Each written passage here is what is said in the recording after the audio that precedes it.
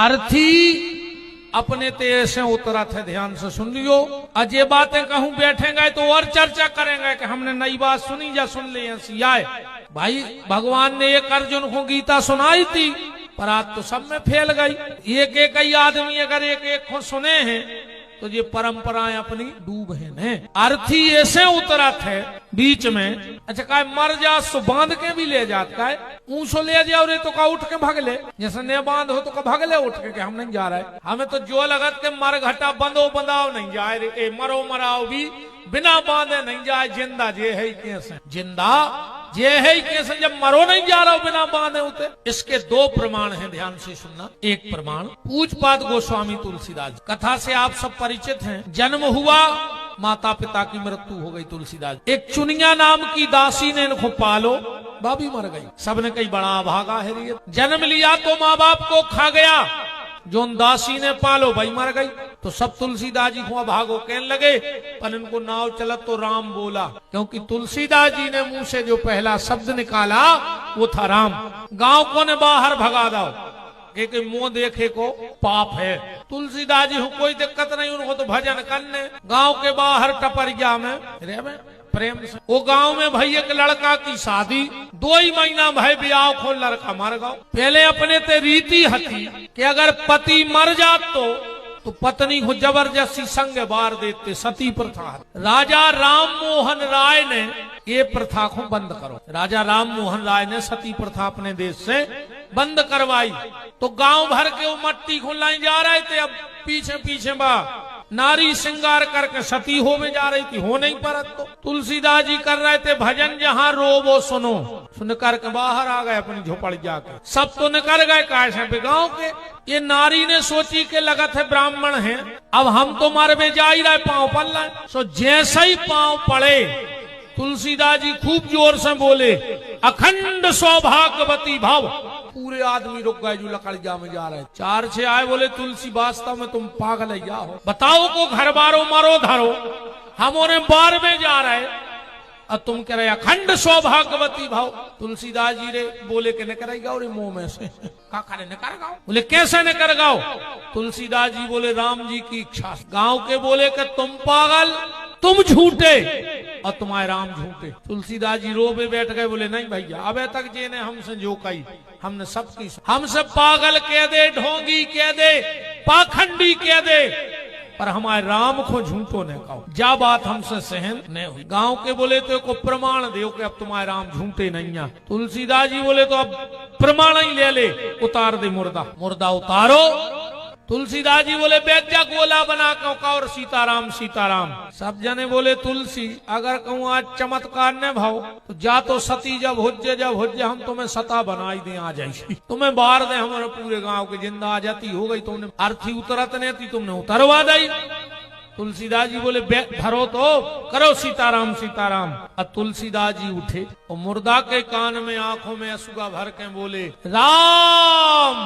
मुर्दारे उठ के बैठ। जोन कह रहे थे कि राम झूठे हैं, बेचिल्लान लगे राम नाम सत्य, राम नाम झूठा नहीं है, इसीलिए मुर्दे को उतारा जा। एक प्रमाण। दूसरा प्रमाण जो है, जल्दी जल्दी सुनियो। शंकर जी ने सृष्टि बनाई और सबसे पहले कौन सो नगर बनाओ?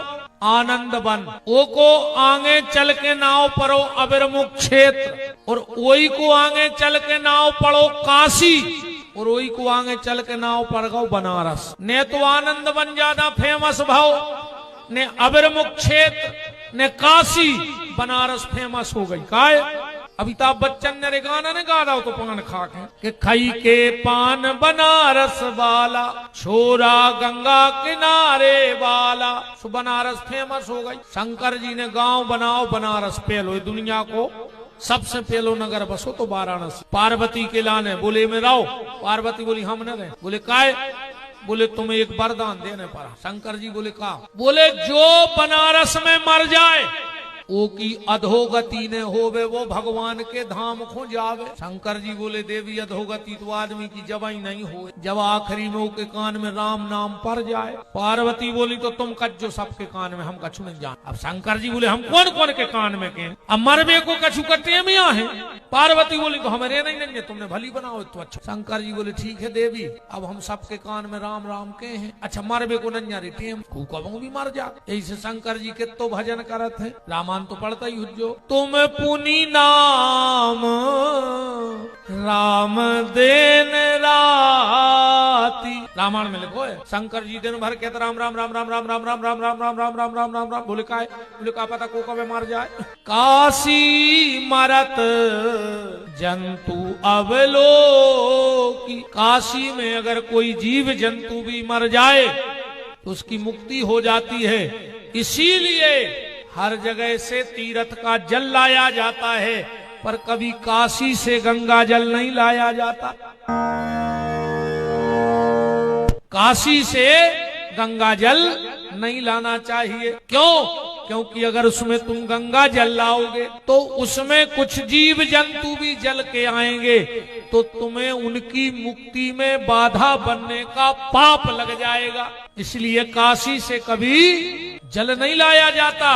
तीर्थों की भी महिमा है रे भैया जी, दो तीन बातें जान ले। कबाऊ भी कोनो तीर्थ में स्नान करवे जाओ, गंगा जी जाओ, जमुना जी जाओ, नर्मदा जी जाओ, तो जोन तरफ से धार बेके आ रही हो वही तरफ हो मुंह करके डुबकी लगाइयो। अगर तुमने वो तरफ हो पीठ करके डुबकी लगा दी तो तुम्हें तीर्थ के अपमान को प्रायश्चित भोगने पर है। जिस तरफ से नदी की धार आ रही है वही तरफ मुंह करके डुबकी लगाओ चाहिए, और बिना प्रणाम करे तीर्थ में पांव ने धरो चाहिए।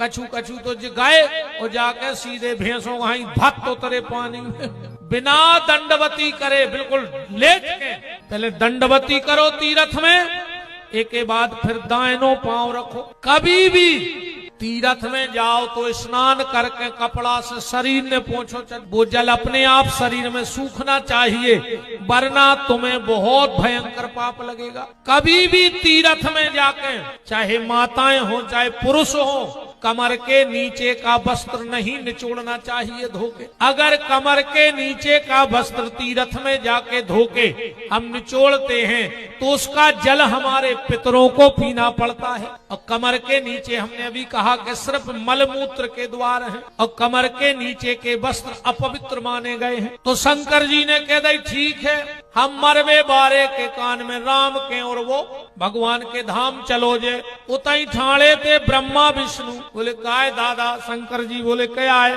बोले बनारस में मरवे वारो तो बैकुंठ चलो जे, और सागर जिले में मरवे वारों का फिर नरक खोजे है। वो में हम भी आ गए, तुम्हारे भी आ गए, हम भी सागर जिले के आए। हमारा गांव है जयसी नगर, सुर्खी विधानसभा लगत है जयसी नगर के बगल। सागर कई आदमी तो मुझे जाना सब कछ दद्दा मोरे अबाऊ दद्दा भज्जा बाल बच महाराज न कछु तो मुझे जानत के वो तो पगला सो पहाड़ महार में डरो रे तुझे क्या मुंह से बाबा नोई रे तो हम रंगा जगह जबरा न खो। भीतर से भजन होने रहो तो मैंने कही बाहर ऐसे काल ने अमी बन जा, भीतर से वशिष्ठ नहीं बन पा रहा है तो बाहर ऐसे बन जा। कछु हमें जो जानत को कुछ नहीं है, वो तो पगला पहाड़ महार में डरो कछु आंसू बखात करे दद्दा कई आदमी जाना। अच्छा गाड़ी ले आए बधाई तुम्हें तो फायदा। भगवान शिव ने कहा ब्रह्मा विष्णु, बनारस में मरने वाले के कान में राम कहेंगे हम, पर बनारस की भूमि के बाहर जो मर जाएगा, अगर उस मरे हुए व्यक्ति को 4 लोग उठाएंगे, अपने तैयार के जने उठा 4, तो शिव जी कह रहे हो अर्थ धर्म काम और मोक्ष हम देंगे। और बनारस में मरने वाले के कान में हम राम कहेंगे, पर अगर बनारस के बाहर कोई मर गया और ले जाने वाले अगर पीछे पीछे राम राम कहते जाएंगे तो उसे भी भगवान के धाम भेजने की गारंटी हमारी रहेगी। इसलिए अपने थे 4 जने ले जाते। पार्वती ने आखिरी बात पूछी थी तो चर्चा बहुत है, बहुत नियम विधान है, कई परंपराएं खुलत है वो कथा में, पंतु में अन पे आओ।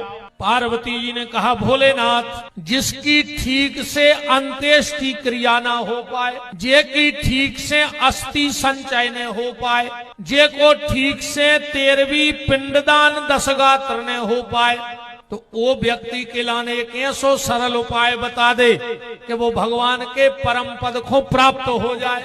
भगवान शिव कहते तो सुनो दे, जिसका ना ठीक से कोई मृत कर्म संस्कार हुआ हो, ना जिसकी अस्थि संचय हो पाई हो, ना जिसके फूल सिर पाए हों, कोई क्रिया न बन पाई हो, अगर परिवार वाले एक काम कर दे में उस मरे हुए व्यक्ति के साथ, तो उसे हाथ पकड़ के भगवान तक ले जाने का मैं तुम्हें वचन देता हूँ। पार्वती ने कहा तो भोलेनाथ जो नियम तो जल्दी बता दो। भगवान शंकर कह रहे हैं देवी, अगर मरा हुआ व्यक्ति जब जहां मरे वहां से उठाया जाए और अगर उसे बेल के नीचे रख करके पेड़ के और अगर मरघटा ले जाए तो भगवान से मिलावे की गारंटी हमारी है। इसलिए हमारे यहाँ मुर्दा सिर्फ बेल के वृक्ष के नीचे उतारो, चज्जी शास्त्र मत बेल के वृक्ष के नीचे अपन उतार दे तो मगुआ के नीचे, सुबह अगले जन्म में महादारू खोर हो तो अपन उतार दे तो है भैया कि अगर मुर्दा के ऊपर धोखे से बेल की छायरी पर जाए धोखे से तो भगवान के धाम चलो जा, तो सब क्रियाएं बने। वो कहते हैं जो व्यक्ति शमशान घाट में बेल को पेड़ों लगा देवे और 1 साल तक वो की अच्छी देखरेख करे कि वो पेड़ों पुष्ट हो जाए, तो कि 7 पीढ़ी में कभी कंगाली नहीं आ। इतना महत्व है बेल का वृक्ष शमशान घाट में लगाना। बेल के वृक्ष की उत्पत्ति तो जानत हुई हो कहाँ से? श्री सूत्र पढ़ लियो, हिरण्य वर्णाम हरणीम चंद्राम हिरण्यमयीम लक्ष्मी जात वेदो म आवह ताम आवह जात वेदो लक्ष्मी मनपगामनी यश्यम हिरण्यम बिंदेयम गामस्सम पुरुषानहम अश्य पूर्वामरथ मध्याम हस्तनाद प्रमोदनी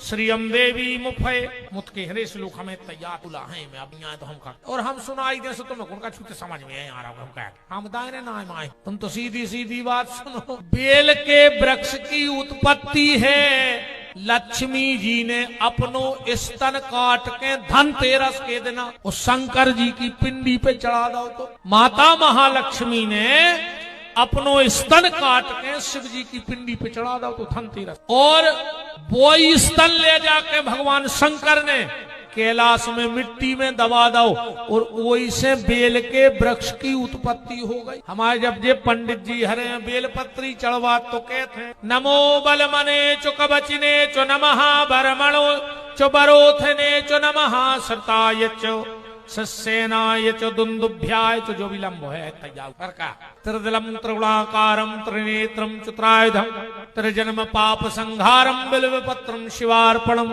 काशीवास निवासी चो काल भैरव दर्शनम कोटि कन्या महादानम बिल्वपत्रम शिवार्पणम। बेल के वृक्ष का बड़ा महत्व है।